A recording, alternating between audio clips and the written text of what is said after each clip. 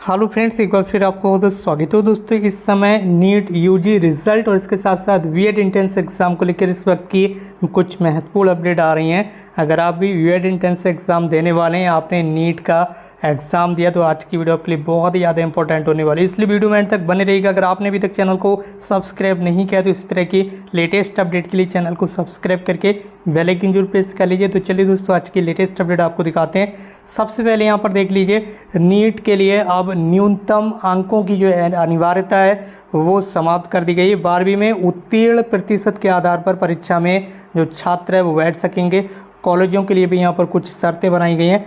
इसके साथ ही ज़्यादा से ज़्यादा भागीदारी के लिए उम्र के प्रावधान में भी कुछ संशोधन किए गए हैं। 1 माह की जो अवधि है वो यहाँ पर बढ़ाई गई। सबसे पहले बात कर लेते हैं यहाँ पर बीएड के एंट्रेंस एग्जाम के बारे में। तो जिन स्टूडेंट्स ने यहाँ पर बीएड एंट्रेंस एग्जाम देना है, 15 जून को आपकी परीक्षा होगी। बीएड प्रवेश परीक्षा 2023 को पारदर्शी, नकलविहीन और सुव्यवस्थित तरीके से आयोजित कराए जाने की पूरी तैयारी कर ली गई है। योगी जी की मंशा के अनुरूप बुंदेलखंड यूनिवर्सिटी ने परीक्षा के लिए पुख्ता इंतजाम कर रखे हैं। सभी सेंटर्स में लाइव सीसीटीवी सर्विलांस के साथ ही सभी अभ्यर्थियों की अटेंडेंस बायोमेट्रिक और फेस रिकॉग्निशन के आधार पर की जाएगी। ठीक है, आप इस दौरान हर सेंटर में एक सेंटर रिप्रेजेंटेटिव और एक स्टैटिक मजिस्ट्रेट की नियुक्ति भी की जाएगी।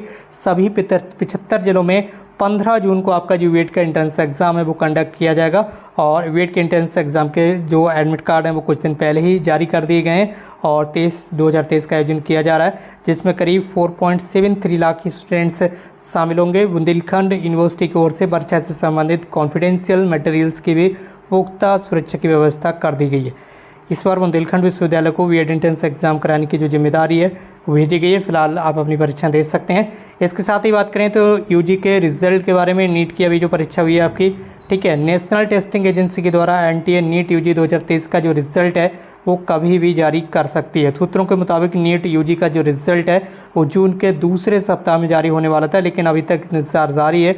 अब उम्मीद की जा रही है कि ये एक एनटीए 1 या 2 दिन में रिजल्ट जारी कर सकता है। एनटीए अक्सर देर रात नीट के नतीजे घोषित करता है। हालांकि एनटीए की ओर से इसकी कोई आधिकारिक घोषणा जो है वो नहीं की गई है। फिलहाल जैसे आपका रिजल्ट आएगा आपको जानकारी मिल जाएगी। इसके साथ ही कुछ चेंजेस किए गए हैं, जिसमें आप देख लीजिए, 12वीं के बाद मेडिकल की पढ़ाई करने वाले छात्रों के लिए नेशनल मेडिकल कमीशन ने नए नियम लागू किए हैं। अब छात्रों पर न्यूनतम अंक की जो बाध्यता है वो नहीं रहेगी, बल्कि 12वीं में उत्तीर्ण प्रतिशत के आधार पर ही वे नीट में बैठ सकेंगे और नीट का एग्ज़ाम दे सकेंगे। इसके साथ ही एज के प्रावधान में भी कुछ संशोधन कर 1 महीने की जो अवधि है वो बढ़ा दी गई है। संशोधन के मुताबिक 31 जनवरी तक छात्र की 17 साल की उम्र पूरी हो जानी चाहिए।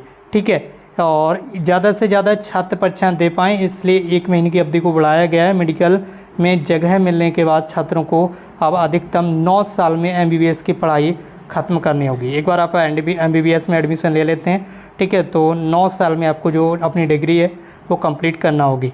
इसके साथ ही कॉलेज अगर छात्र को काउंसलिंग के अलावा किसी अन्य तरीके से प्रवेश देता है तो कॉलेज को 1 करोड़ या पूरे पाठ्यक्रम के दौरान लिए जाने वाली फ़ीस जो भी अधिक हो उसको बतौर जुर्माना भरना होगा। आपको पता ही होगा, यहाँ पर काउंसलिंग होती है और अगर आप विदाउट काउंसलिंग के एडमिशन लेते हैं तो ये कॉलेज पर जुर्माना लगेगा।